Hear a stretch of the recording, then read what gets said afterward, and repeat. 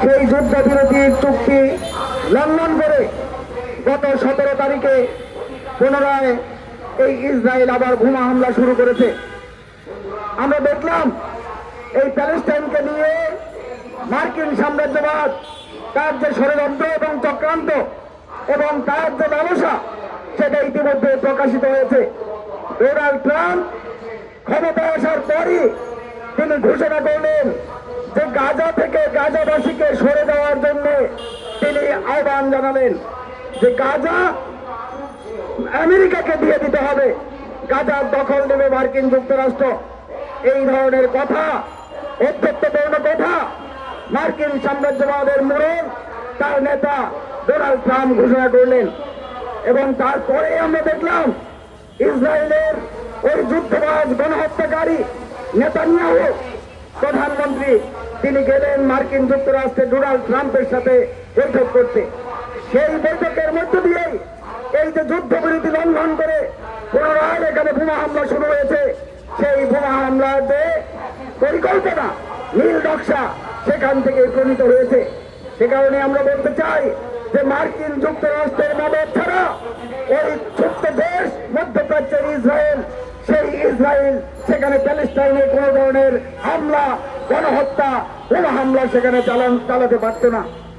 আমরা বিশ্বের সাথে লক্ষ্য করছি যে গোটা আরব বিশ্ব যেখানে তারা বলে যে মুসলিম ভ্রাতৃত্ব, সেই ভ্রাতৃত্ব আজকে কোথায়? গোটা আরবের তারা যত জানো সাম্রাজ্যবাদের কাছে, মার্কিন সাম্রাজ্যবাদের কাছে নত জানো যে আরবের নেতারা তারা আজকে মুখে কুলু পেতে বসে আছে। তারা এই ইসরায়েলি হামলার বিরুদ্ধে তারা কথা বলছে না, তারা সোচ্চার হচ্ছে না। আমরা দেখলাম বাংলাদেশের অন্তর্বর্তীকালীন সরকারের পক্ষ থেকে একটা প্রতিবাদ জানানো হয়েছে, নিন্দা জানানো হয়েছে। আমরা বলতে চাই এই শুধু নিন্দা এবং প্রতিবাদের মধ্যেই সীমাবদ্ধ থাকলে হবে না।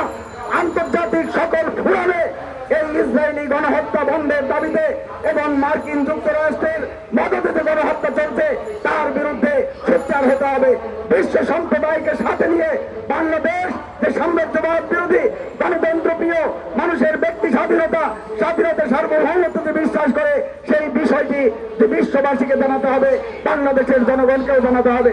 সংগ্রামী বন্ধুগণ, আমরা বিশ্বের সাথে লক্ষ্য করলাম যেমনি ভাবে ট্রাম্প আহ্বান জানিয়েছিলেন গাজাবাসীকে সরে যাওয়ার জন্য, ভারতের বিজেপি, হিন্দুত্ববাদী বিজেপি, তারাও দেখলাম তাদের নেতারা বলেছে গাজায় নাকি মানবিক হামলা করছে ইসরায়েল। মানবিক হামলার নমুনা কি? তারা বলছে গাজাবাসীকে সেখান থেকে সরে যাওয়ার জন্য ইসরায়েলি সেনাবাহিনী সেখানে মাইকিং করেছে, মাইকিং করে সরে যাওয়ার পরে তাদের ওখানে বোমা হামলা করেছে। এটা নাকি মানবিক হামলা। তারা আগে থেকেই সতর্ক করেছিল, হুঁশিয়ারি দিয়েছিল। সংগ্রামী বন্ধুগণ, আমরা বলতে চাই চুরে চুরে মাসতুতো ভাই, এই ইসরায়েল, মার্কিন এবং ভারত তাদের মধ্যে সামরিক চুক্তি রয়েছে, প্রতিরক্ষা চুক্তি রয়েছে। তারা একে অপরের দোষর। ওই ইসরায়েলের হামলার পেছনে ভারতীয় যে সাম্রাজ্যবাদ, সেই সাম্রাজ্যবাদেরও তাদের সমর্থন রয়েছে, সহযোগিতা রয়েছে। মার্কিন সাম্রাজ্যবাদ, ভারত, সকল সাম্রাজ্যবাদী দেশ মিলেই ওই প্যালেস্টাইনের গাজাকে সেখানে ধ্বংস করতে চায়।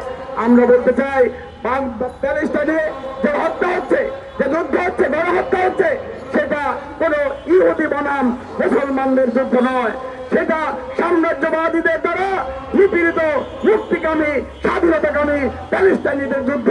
বাংলাদেশের মানুষ সে কারণেই প্যালেস্টাইনের স্বাধীনতাকামী জনগণের পাশে আছে। বাংলাদেশের সমাজতান্ত্রিক দল বাসদ সুস্পষ্টভাবে বলতে চায় প্যালেস্টাইনের বীর জনতা, বাংলাদেশ তোমাদের সাথে, আমরা আছি।